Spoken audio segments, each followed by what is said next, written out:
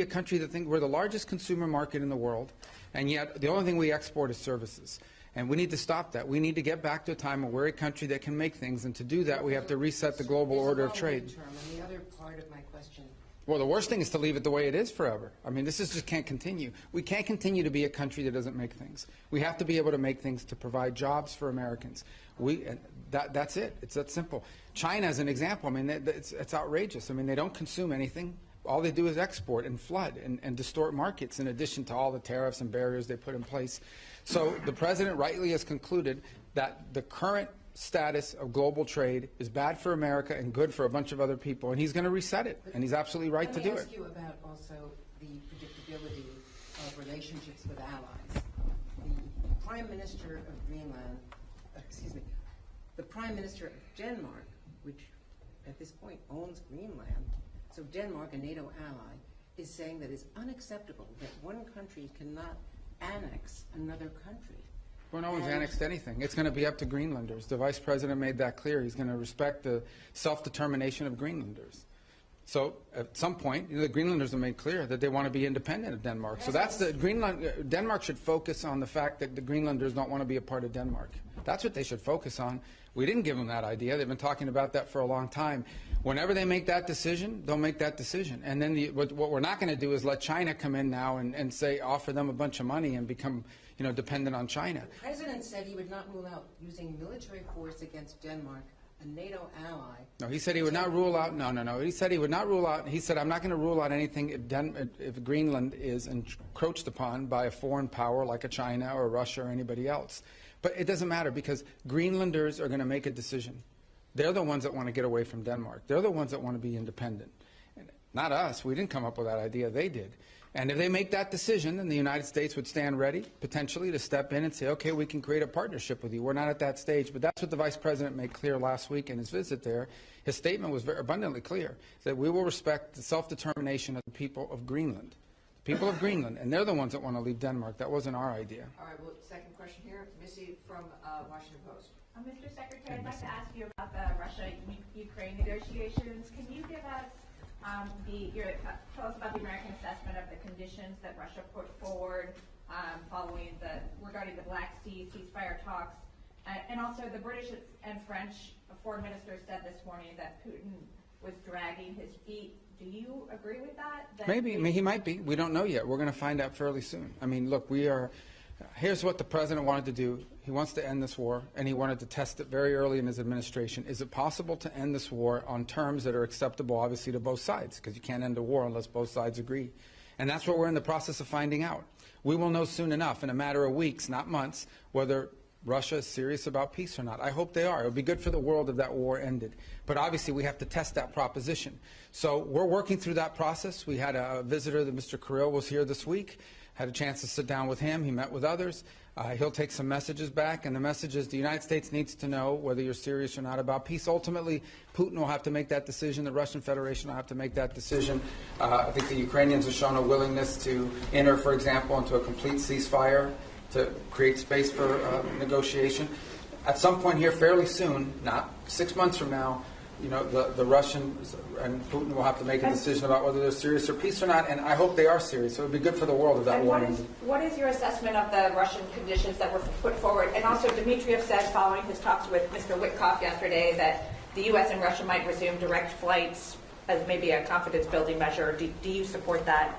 So that I haven't heard anything about direct flights. I can tell you, but I don't know who's going to fly on it because all these people are sanctioned. But I would just tell you that the thing I would point to you is this. We're going to wait and see. The Russians know our position in terms of wanting to end the war, and we will know from their answers very soon whether they are serious about proceeding with real peace or whether this is a delay tactic. It's a delay tactic. The president's not interested in that. If this is dragging things out, President Trump's not going to fall into the trap of endless negotiations about negotiations.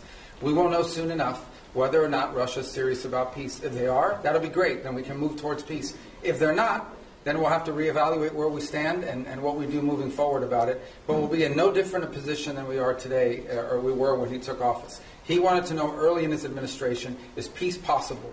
We're testing to see if the Russians are interested in peace. Their actions, not their words, their actions will determine whether they're serious or not. And we intend to find that out sooner rather than later. And what about their conditions?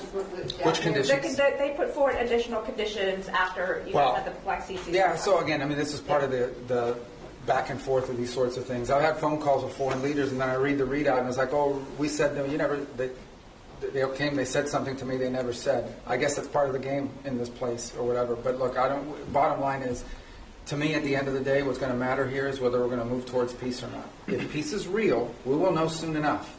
If they're not interested in peace, we will know soon enough. And we'll make decisions on the basis. I hope they are real. There are some promising signs, there are some troubling signs.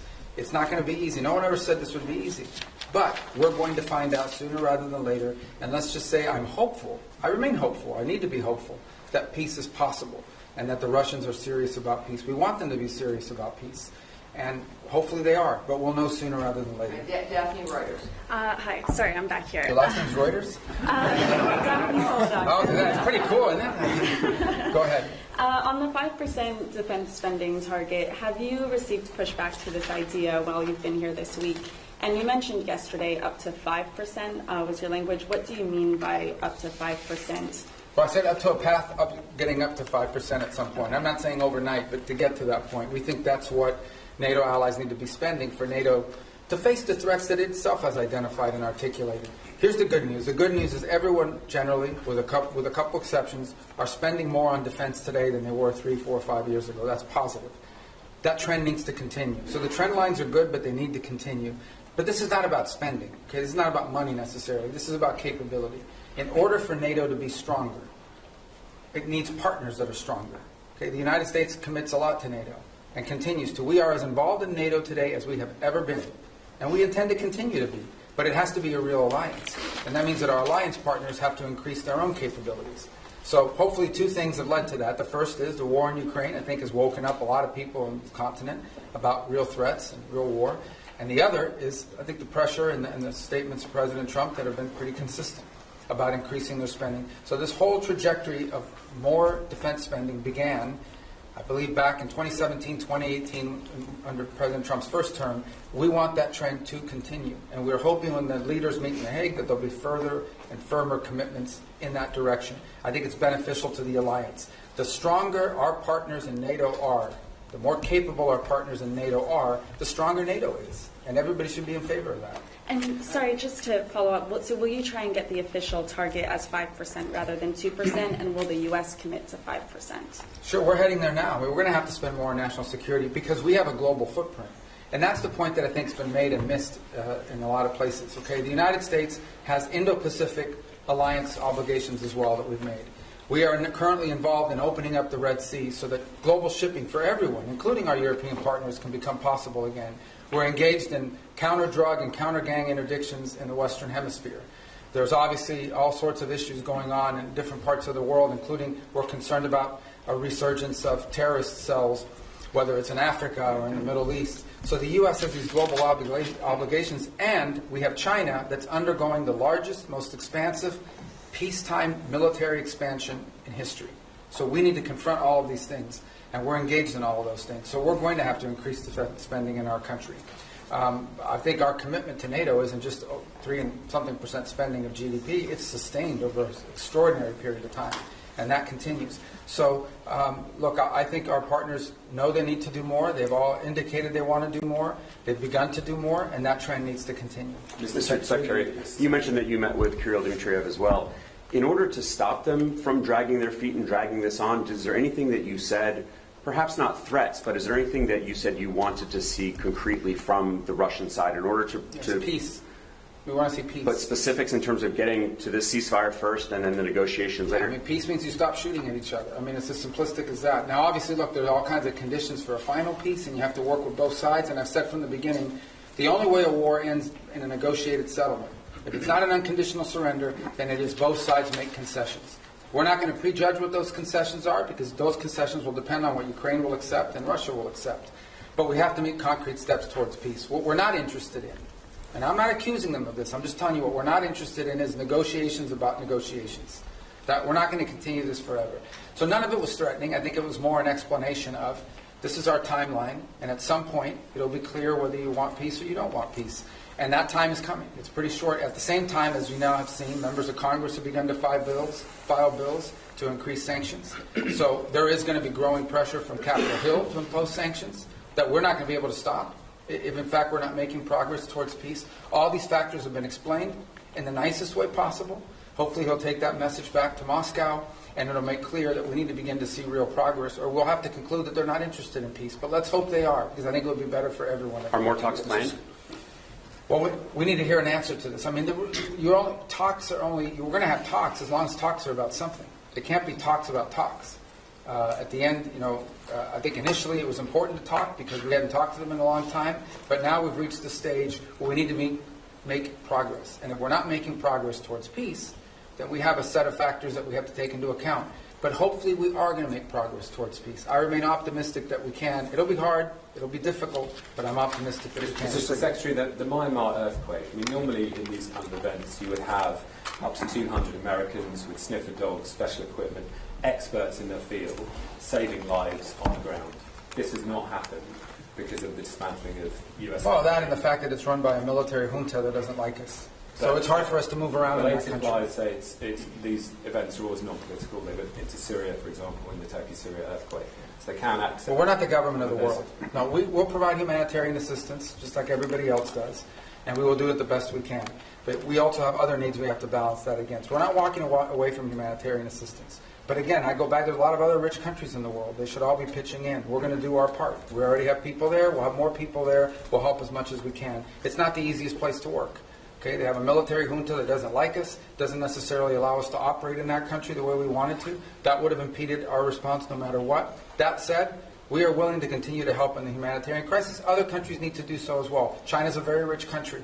India's a rich country. There are a lot of other countries in the world, and everyone should pitch in. I don't think it's fair to assume that the United States needs to continue to share the burden, 60, 70% of humanitarian aid around the world. We will be in the business of humanitarian aid, but we have other priorities as well that are national interest priorities of the United States, and we're going to align all those to be properly balanced. Isn't it soft power? I mean, all of the experts in this have said the reason is not because of the politics of Myanmar, but it's because of the dismantling of US aid. You simply couldn't deploy. Yeah, I don't listen to these so-called experts. They're not real experts. These are so-called experts. These are people that are part of that NGO industrial complex. No, these are people that make millions and hundreds of millions of dollars in these NGOs all over the world that stand up and they get flooded with U.S. taxpayer money, and then we have to spend $100 million to get $10 million to people. We're not doing that anymore.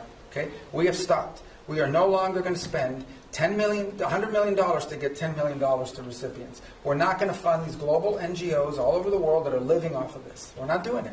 We are prepared to help and work with governments and appropriate NGOs on the ground that are delivering assistance. We will be there and we will be helpful. There are a lot of other rich countries. They should also pitch in and help. And some of them are and some of them are not.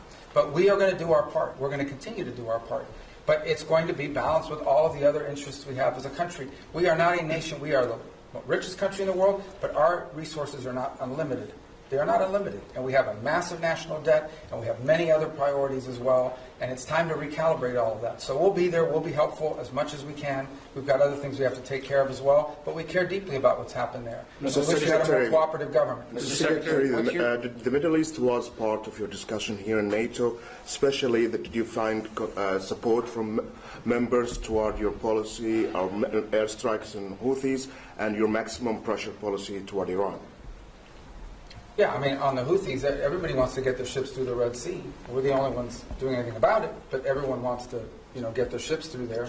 As I said, we've done the world a great favor by taking on this band of criminals who have, unfortunately, sophisticated weaponry that they can use to, they attacked, 150, 160 merchant vessels. 174 times they've attacked the United States Navy.